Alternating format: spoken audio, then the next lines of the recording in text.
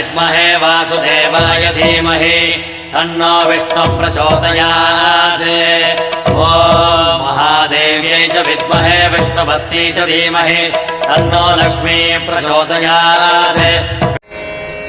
காஞ்சிபுரத்துக்கு வந்த ஆள வந்த ராமானுஜரை பார்த்தாரே தவிர ராமானுஜர் ஆள வந்தார பார்க்கவே இல்லை. இவ்வளவு தொலைவு வந்து ராமானுஜரை பார்த்த மகிழ்ச்சியில அவரை ஸ்ரீரங்கத்துக்கு அழைச்சிட்டு போயிருந்தாங்க. ஏன் அழைச்சிட்டு போல? ஏன்னா அத்வைதம் படிச்சவரு மற்ற சித்தாந்தங்களையும் படிச்சுட்டு வந்தாதான எதிராளியோட கருத்தை அறிஞ்சுக்க முடியும். அப்பனாதான வைஷ்ணவ சம்பிரதாயத்தை நல்லா வளர்க்க முடியும் அப்படின்னு நினைச்சுக்கிட்டார். இதற்கிடையில யாதவ பிரகாசர் தப்பு தப்பா வேத பாடத்தை சொல்ல இளையாழ்வார் அதை திருத்திக்கிட்டே இருக்க இது தொடர்ந்துகிட்டே இருக்குது. குரு யாதவ பிரகாசரும் நினைக்கிறாரு, இல்ல இவனை இப்படியே விட்டோம்னா எனக்கு சிஷியர்களும் என்ன மதிக்க மாட்டாங்க அப்படின்னு நினைச்சிட்டு இளையாழ்வார் கிட்ட சொல்றாரு, இளையாழ்வாரே இனிமே நீ பாடசாலைக்கெல்லாம் வர வேண்டாம், நீ வேற குரு பாத்துக்கோ அப்படிங்கிறாரு.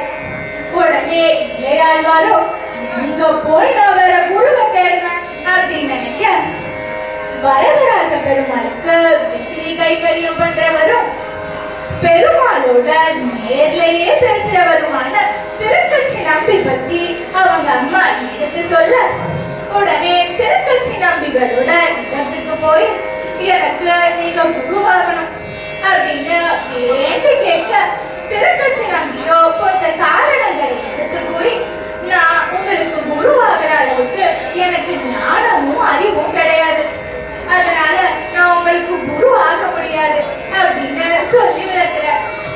குருவை தேடி கலங்கி நிற்கும் ராமானுஜத்தை திருக்கட்சி நம்பி சொல்றாரு, இளையாழ்வாரே இந்த சாலை கிணத்துல இருந்து குடங்குடமாக நீர் எடுத்து வரதராஜ பெருமாளுக்கு அபிஷேகத்துக்கு தரும் தீர்த்த கைங்கரியத்தை பண்ணுங்களேன் அப்படின்னு சொல்றாரு.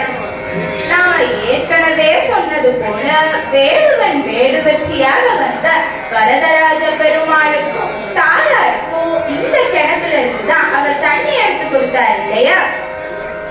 எவ்வளவோ வேதாந்தங்களுக்கு விளக்கம் சொல்லும் வித்தகரான இளையாழ்வாரே வரதராஜ பெருமாளுக்கு குடங்குடமாக நீர் எடுத்து அபிஷேகத்துக்கு தரும் தீர்த்த கைங்கரியத்தை எவ்வளவு எளிமையா செய்றார்.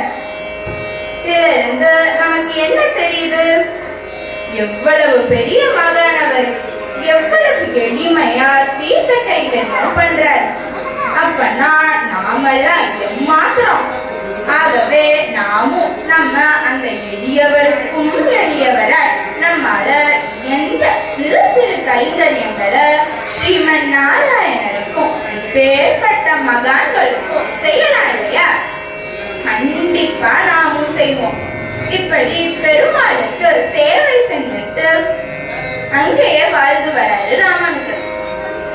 இந்த சமயத்துல ஸ்ரீரங்கத்துல வைஷ்ணவ சம்பிரதாயத்தோட தலைவரா இருந்திருக்க ஆளவந்தாருக்கு உடல்நிலையோ ரொம்ப சரியில்லாம இருக்கு.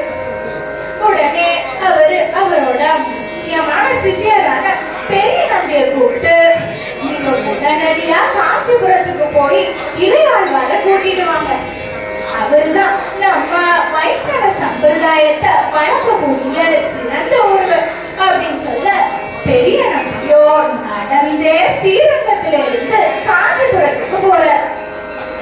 போனவரு திருக்கட்சி நம்பிய பாக்குறாரு.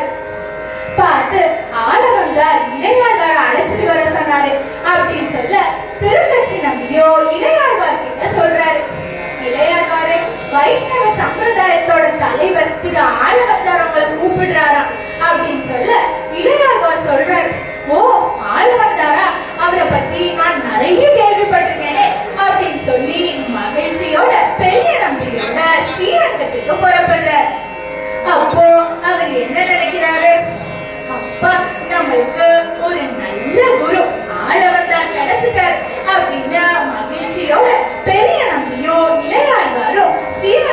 புறப்படுறாங்க.